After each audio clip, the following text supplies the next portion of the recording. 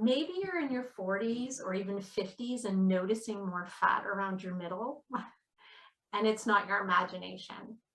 I started noticing it at about 45. I'm 49 now, and I learned that at the time it was probably perimenopause. And I found out that it was an actual biological thing. Due to my changing hormones, my body was putting on fat differently, and it happens to you too. However, I also learned that weight gain and fat around the middle don't have to be a normal part of perimenopause or menopause. And that's great news, because not only is belly fat something we generally don't love to wear around our middles, but it's also not very healthy. It's not healthy to store fat around the middle, because fat around that middle, belly fat, is very much linked to heart disease and other lifestyle diseases. So we want to be able to control it as much as possible, and we can. So here's what I know and what can help you release that midsection fat. So there are 4 hormones that I think every woman should be acquainted with, and they will help you, when to understand them, how to reduce the belly fat and just to feel a lot healthier overall in your menopause experience. So the first one I'm going to talk about is cortisol. Cortisol, we famously call this stress hormone, and it can be linked to stress of any type, from fear to anger to depression to anxiety. These are common things we have feeling stressed. And your body reacts to, when it releases cortisol, because of these feelings, it reacts as if it's an immediate danger, like you have to run away from the bear or the tiger. So when stressed, your body releases cortisol, and it helps your body focus on what it needs to do to survive in that immediate future, meaning fight or flight. And in order to fight or run from the danger, cortisol causes your blood sugar to rise. So immediate energy is available in your muscles. That's what your body needs to do. Now, with all that blood sugar rising, and you're not actually fighting or flighting, it all gets stored as fat, chances are. Some might get stored as, stores of energy for later on, but most of it, if you're constantly under stress, will get stored as fat, especially belly fat when we're into our perimenopause, menopause ages. And then there's insulin, and insulin is produced by your pancreas. It allows the brain and all your working cells to get the nourishment they need to do their jobs. So either that nourishment is used immediately by your muscles as fuel, like when you're exercising, or it gets stored as glycogen in your cells, so for later, but any extra will get stored as fat.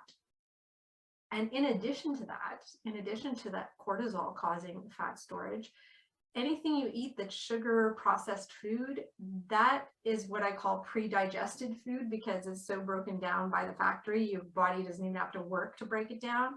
That food will just head off to your fat stores. It will just be used immediately.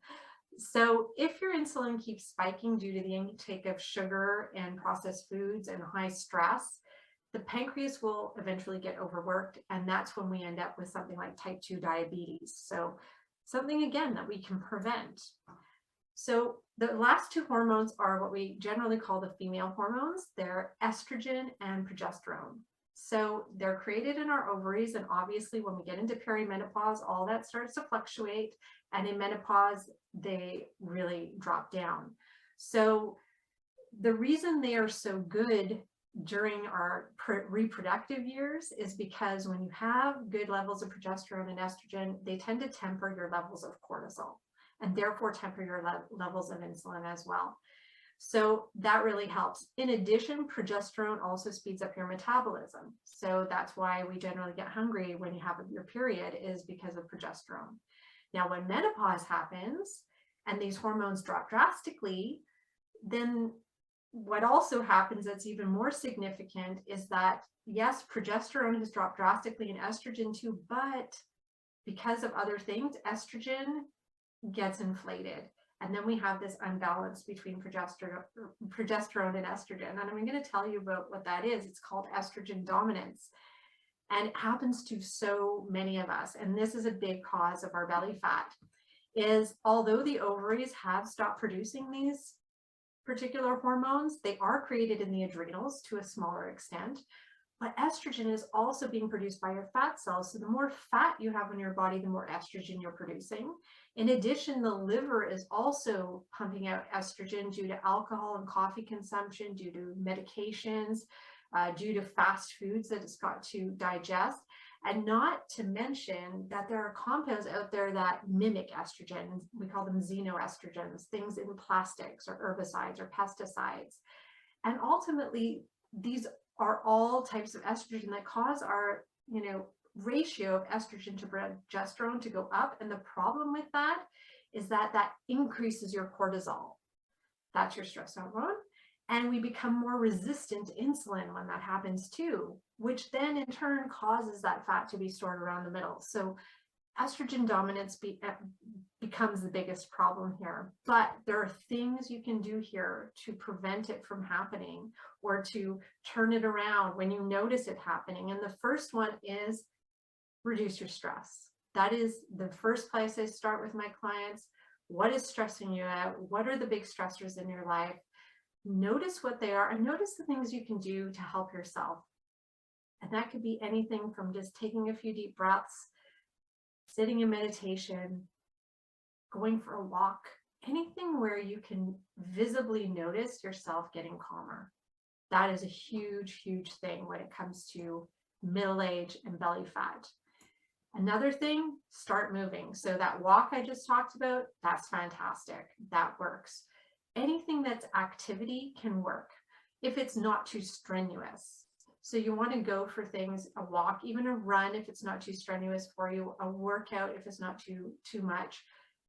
Take anything you can in terms of movement that will decrease your cortisol. And finally, the food. Food is a huge one. Yes, decreasing the sugar, decreasing the processed foods is huge. Decreasing alcohol is huge. All those things will help. In addition to that, it's knowing when to feed yourself.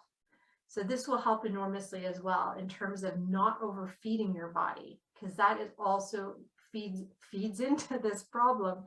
So learning to eat when you're hungry, learning to stop when you're satisfied, learning to eat a little bit slower, all of this helps with your cortisol as well, and just helps with your insulin levels too, so that you're not producing too much, so your body is not being overworked. So those are some things you can do to start out. These are things I use with my clients. These are things I teach my clients so that they can have better health, less belly fat, and just feel good in their bodies. So if you want to book a free session with me, you can. I offer a free consultation to everybody. And you can go to my website, debbieharbeckcoaching.com. And I hope you found this helpful, and I will be back. So I thank you very much for listening. Have a fantastic day.